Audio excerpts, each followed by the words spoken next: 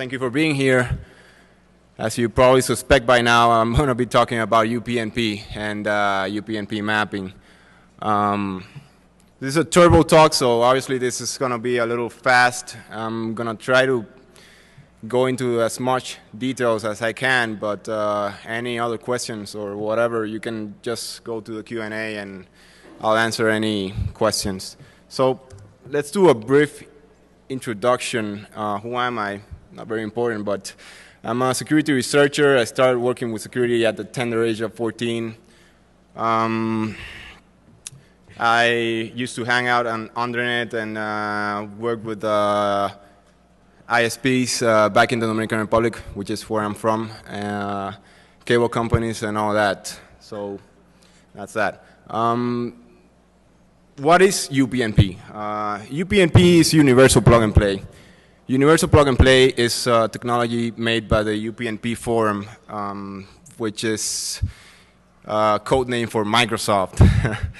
They made it back in 1999, and the name probably gave it away that it was something made by Microsoft. The point of UPnP is to make devices work seamlessly, be it connectivity devices or networking devices or media devices. There are also other devices that can be used, but mostly that's what UPnP is used for. So, as you probably suspect, making devices work seamlessly is not a very good idea, or it's a good idea, but it's not very plausible. We're going to talk about specifically IGDs, or the part of UPnP that works with networking devices. As you probably suspect, to make the network devices work seamlessly, you need NAT traversal. How many of you were, raise your hands if you were in the Dan Kaminsky talk? All right. So you probably get the idea, or the basic idea. Basically a device on the LAN uses UPnP to automatically add port mappings on the device, so that WAN devices can access the LAN, which is a great idea, but as you will see, it's not that great if you make it like UPnP does. So IGDs are basically found mostly on DSLs and some other devices. Cable modems, not that much, because cable modems usually are bridged. But if something is routing and doing PPP, it's probably doing IGD. So, big question, and I've been working with Dan Kaminsky on this one, on how many IGD devices are online, and a shed load. I mean, it's amazing. We thought we would have a minority of the devices on the net, but I have personally seen 500,000 devices across different countries open and accepting UPnP requests. So let me, first of all, explain a little bit of how UPnP works briefly. Basically, you start with a discovery process, which relies on multicast UDP. It sends a multicast UDP, and any device listening replies back with a unicast UDP. This unicast UDP, probably you can't read it very well, but it's in the white paper. It describes or points out location, which is just an XML file describing the different services and devices available to execute on that UPnP device. After you get that unicast, which is the blue part, the yellow part, you get to the green part with this, which is unicast TCP. Basically, it's SOAP requests, and after that, after you get the SOAP request, the description of the device through XML, you send a SOAP request, which maps a port. You probably can't see it either, but over here you have different arguments that you can use, like least duration of the port mapping, internal client, external port, and remote host. Basically, your basic port mapping arguments. So, so let's do a bit of the UPnP hacking timeline. It started in 2001. Came from FTU Security. He found a couple of denial of service attacks for the Windows XP stack. Obviously, UPnP was implemented in Windows XP first. Microsoft wanting to promote the technology. Then in 2001, again, EI published buffer overflows for the same stack. You probably remember that one. It was pretty popular. Then in 2003, Bjorn Stickler talked about UPnP information disclosure. Now, there's not a lot of information that's being thrown out by UPnP, but it's enough. It's not that good. You'll see with the demo how much information we can get. And then in 2006, Armin Hermel, that's a typo where the R missing, he started publishing UPnP facts on the site upnphacks.org.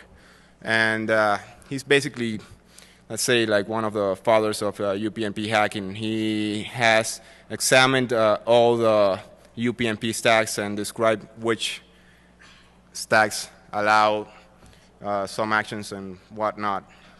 And then in 2008, we had an attack by GNU Citizen, which was pretty smart. It basically relied on the clients, internal clients of a network, sending SOAP through JavaScript.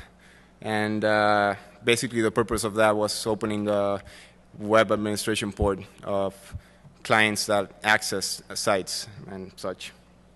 So, what are the main problems of UPnP? Well, first of all, it uses the word plug and play. I don't know if you guys remember Windows 98 and plug and play and the whole idea.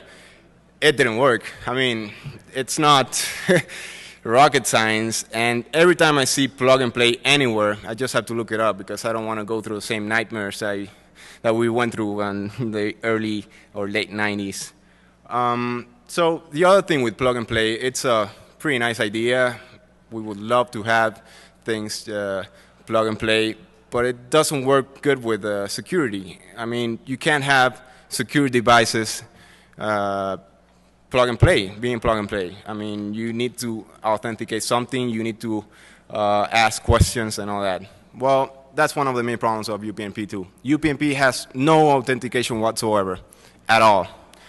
In fact, the only way they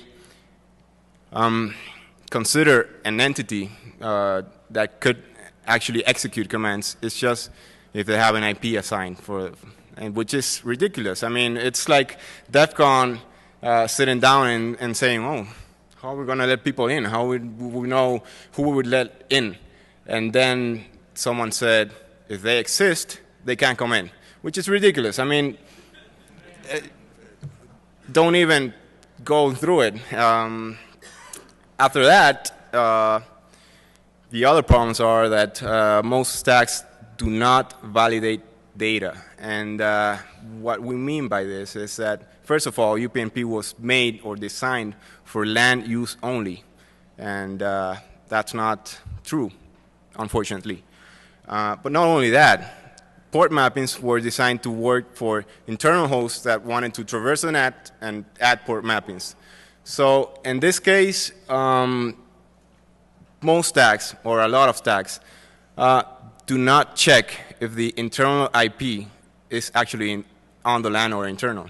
So what that actually allows us is to stick any IP that we want in that port mapping. So if I want to say add a port mapping at the device pointing to Amazon IP at port 80, it's doable in most devices, which is also a little bit weird. The other problem is, as I was saying, UPnP was designed for LAN use, and most or a lot of devices use or allow indiscriminate WAN requests. I mean, requests of UPnP actions coming from the WAN, which doesn't make any sense. In fact, the UPnP protocol says not to do that. But to be, it's that the IGD version 1 protocol says specifically it's not recommended to do that. To give them credit, though, on the IGD version 2 paper, they made that sentence on caps, so I guess they're making a better point now. And on the other hand, we have devices that don't even log UPnP requests. I mean, we can play with it, do whatever we want with it, and no one will ever see it because the device doesn't have the capacity of logging in, which is also a bit weird. There's also a ton of other problems. We have command execution on some stacks, and as you saw, denial of service and buffer overflows. In fact, denial of service is so bad that when I was programming UMAP, or the tool I'm going to showcase, I accidentally crashed my modem like 1,000 times, and I didn't even do anything. I'm just sending bad requests, and the device will go dead. So the devices affected so far, we don't know yet how many devices are affected, but obviously some vendors have taken into account what's been going on, and we have Linksys, Edimax, Sitecom, Broadcom, which is not listed here. But the most common stack on the net, which is vulnerable, is the SpeedTouch or Thomson or now Technicolor stack. We have devices roaming around the net on big amounts. So UMAP, the tool, what is it? First of all, it's a SOX proxy server that forwards or pipes the request through UPnP devices. I'm going to explain it a little bit better and a little bit further down the road. It's also a TCP UDP scanner for hosts behind the IGD NAT. Basically, we can scan the services of the host inside the NAT from outside. And also a manual port mapper for UPnP devices. So how does it work? As I explained at the first part of the presentation, UPnP relies on multicast. So that is not a very good scenario for a one request or search. Obviously, we can't use multicast on the one. So basically what we do is we skip that part completely, and we just go on to fetching the XML description files, so the locations. It's pretty simple. It's like fetching HTTP files, not that big of a deal. And then it also uses the control part of the UPnP protocol, which is actually what executes the actions or the commands that UPnP allows on devices. So here's a flow diagram of more or less how UMAP works. It basically takes a list of IPs and starts scanning for open control points or UPnP devices. Once it receives a SOX request, if it has a positive UPnP device, it attempts to add a port mapping. Then it opens the connection and pipes the connection through to the SOX request, or the client that's making the SOX request. And after that, it attempts to delete the port mapping. And this is very needed on UPnP because UPnP does not allow an infinite amount of port mappings. Actually, some devices allow as little as 10 port mappings at a time. So if we actually did a port mapping for every connection, we wouldn't have a very accurate or a very good connection. So we also have the part of scanning the internal host, and basically it also checks for open control points. Then it tries to guess the IP or the internal LAN block that's being used. It adds a port mapping for each IP, internal IP. Let's say if I want to scan port 21 of all the hosts on the inside of the LAN, it starts adding port mappings for 10.0.0.1 and 21, and then tries to map it to an external port. And then the program tries to check if that port is open in the external port on the one IP. If it's open, obviously you can establish a connection for the internal host and the internal services. And also, it does the deletion of the port mapping.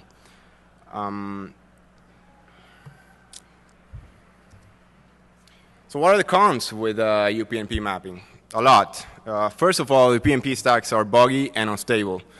It was kind of hard, or not that hard, programming UMAP. It's the one being distributed on the CDs it's very buggy, so I would suggest just downloading the new version when I release it tonight on the site.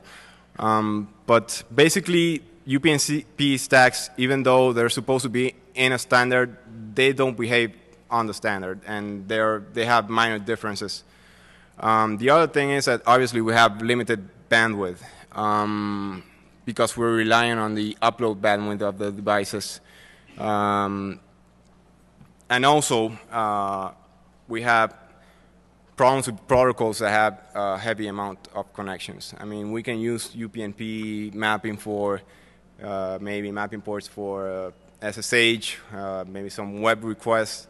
But if you get something like torrent or whatever, obviously it won't work that well. I mean, if we have only a limit of 150 or 200 mappings at a time, it's just not going to work. And the other thing is that some devices, even though they report that they open the port, they don't.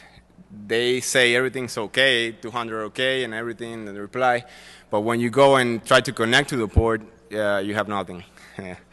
So that's obviously not very good. So let's do a little demo on UMAP, and let's go for the proxy mode. Let's see if I can get this to work. I had to modify UMAP so that the real IPs don't show, because I don't want my ass thrown in jail and raped. So when you get the real version, though, you can have all the fun you want. It shouldn't matter. In fact, there's also an issue on if this is. It's obviously maybe could be illegal, but not that much, because it's the same idea of an open proxy. It's just someone that has a badly configured device on the net that's allowing people to forward traffic. Obviously, you're not authorized for doing port mappings, but it's not actually breaking into the device. So maybe I won't get my ass thrown in jail. So here we go. I'm just going to scan a standard IP block, and it should start running right away. I don't know if you can see it back there. Can you? All right. So on the right hand here, we have the positive IPs. And as you can see here, we have a lot of details that come out from the device. First of all, we can get the serial number from the device, the model number, who makes it, and the MAC address of the device. This obviously would help also for those devices that come with WEP keys tied to the serial number and all that, so that's not good either. So not only that, we also have a group of commands that we can execute on any device. And let me remind you that we are scanning a random block somewhere, and it's not, I mean, we're not doing any tricks. So here are the commands that we can execute. There are not a lot of interesting commands, well, maybe or maybe not. So we have the first part that's not on bold, and those are the commands that are actually advertised by the device. Now, the ones that are on the bottom are the ones that are not advertised by the device. Obviously, we wanted to try just in case, as every hacker would do, and it works. I mean, even if the device doesn't advertise this command, you can still execute the command. So, for example, if I want to check out what's the upload and download bandwidth for this device, I could just execute, and here we go. We get that this device is running a upstream of 350 something and a downstream of 2 megs, which is pretty convenient if you want to use for a SOX proxy and you want to know what kind of bandwidth or latency you're being using. And we also have other commands like forced termination. I assure you, forced termination is not for a contract or anything. It will actually close down the device and close out the connection. So I don't think denial of service is even a big deal, because if you have a command that actually turns off the device, what's the point? I mean, we don't need denial of service. We just have to turn it off. So we also have other commands like add port mapping, which is basically what UMAP uses for connections. And we also have these other commands like get username and get password, and they actually work. Now, on the bright side, those the username and the password they're talking about is not the administration interface, but the PPP authentication username and password. Now, this is maybe not that bad for some guys, because, I mean, there's not much you can do with it. But unfortunately, some providers use the customer number as a username for the PPP device. So that would also do something that you don't want to, and get you some information that you shouldn't have. Let me hit another command. Let's see if the username works. There you go. That's a username for the PPP of that device, which is also very weird. So onto the more important stuff. Let's go for what I set up. Is this UMAP is actually scanning, and it opens up a SOX port, and you can send a request and it will map it through to that IP that I have selected. We can test it right here. I've set up a page to show this mapping. Let's see if it works. Remember that UPnP usually is very buggy and unreliable. And there it goes. It works. Now we have a very disturbing image of Bill Gates over there. But as you can see, we have the IP over there. You can test that URL out if you want to, and you can see that it'll point out the IP you're working at. If you can see in UMAP, this is the IP we have selected. Now, if I want to just use another device, like the one below, 244.6, then it should work too. Let's see. There we go. In fact, we can go on Google. I'll show you. You should go to the Google for the Dominican Republic, as this is a device for the Dominican Republic. Now, as you probably suspect, this is pretty bad. I mean, we have devices like this going on in the Dominican Republic, Colombia, Thailand, a lot of countries, and a lot of devices are going on like that.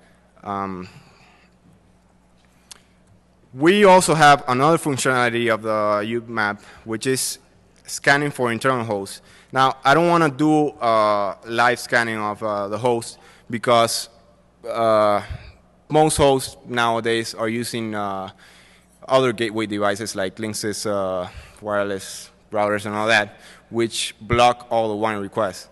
But if there are devices that have direct connections through other devices or PCs, then we could actually map. Let me show you a couple of mappings I did earlier on.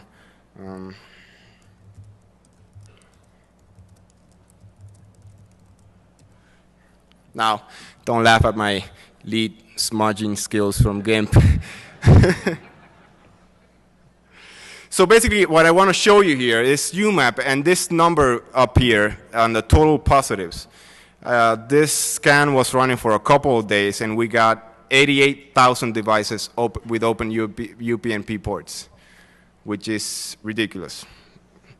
And this is actually a port mapping. As you can see, the smudge part is the external IP address in the external port, and we have the internal IP address which the mapping has been made for. We also have another example of In this case, for example, I just set it to run for that IP, and we got Windows IP 10.0.0.5, port 139, and 445. Now, this is maybe a bigger problem because obviously you can traverse the NAT from the 1, which is something you don't want. And we have all the possibilities. Now, we can't use this sometimes on some protocols, let's say, because we have to map these ports for on some of the higher ports. We can't use the same 139 or the 445. So that could make things a little bit more difficult, but it still works. And obviously, if you have an SSH port or an HTTP port, it won't matter that much.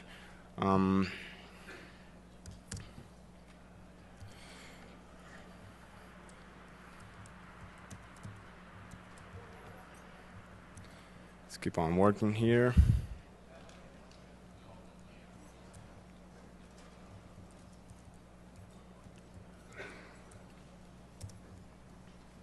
So that's the internal LAN scanning tool. And how do we fix this? I don't know. There's no real solution or the best solution. First of all, we need to get everyone to be aware of this and start configuring their devices for UPnP, only accepting the actions from the LAN side. Now, unfortunately, some devices, even if after you configure them to accept the actions from the LAN side, they just don't work. I mean, you can configure them and they will keep on working on the one side, which is pretty bad too. We also could work with ISPs, which could do some base configuration to disable by default the UPnP1 request. Now, this is a big problem because most ISPs just say, that's not my problem. That's a customer's problem. I don't want to, it's an industry problem, which is, yeah, deplorable. And on some cases, if you don't have any other choice, you could just disable UPnP all the way, which is not good. I don't know if you guys have used UPnP that much, but I'm a gamer, and you can't play with PlayStation and Xbox without UPnP, unless you have some kind of DMC or an external IP address pointing directly at your device. So mitigation is going to be a little difficult, but most people can just configure their devices so that they can block the request from the one. As Dan Kaminsky was saying at the previous talk,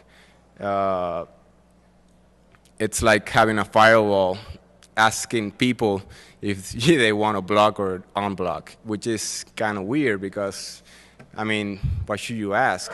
Obviously, if you configured, you shouldn't be asking. And that's about it. I have any questions or?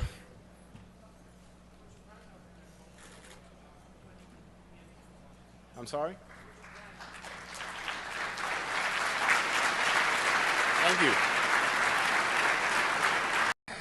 Thank you for being here.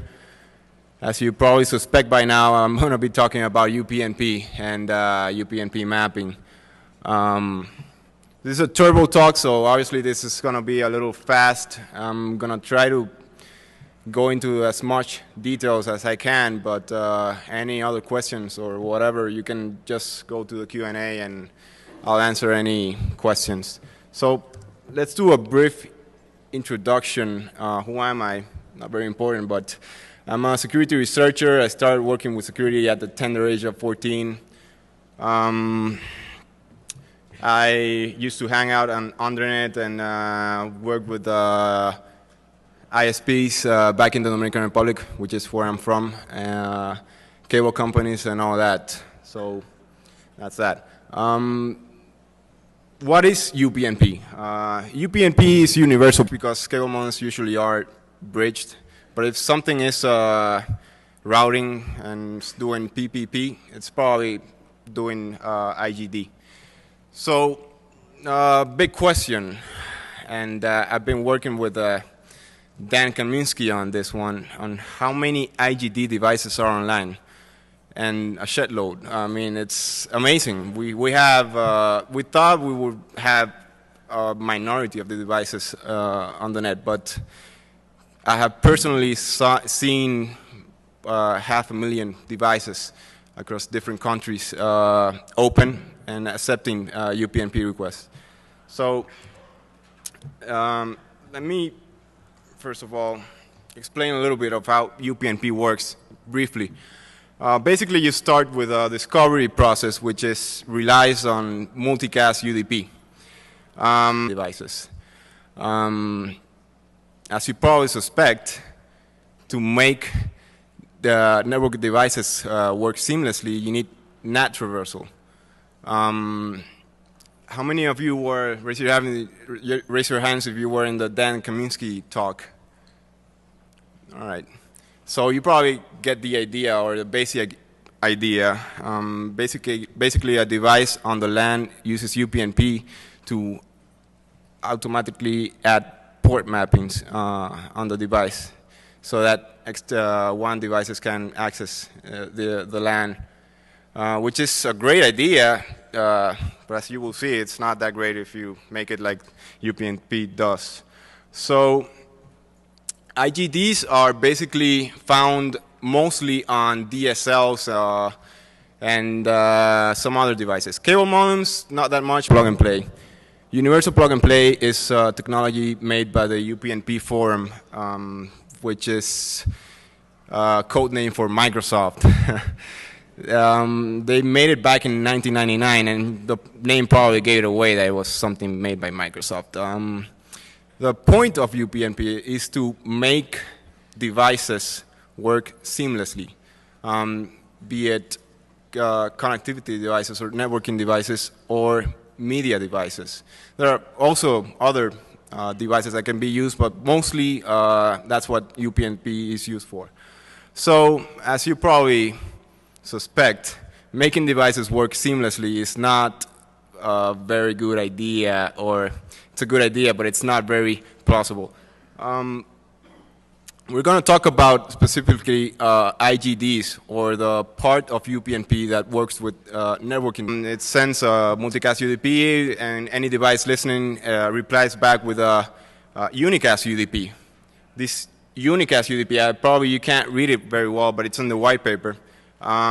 It describes or points out location, which is just an XML file describing the different services and devices available to execute on that UPnP device.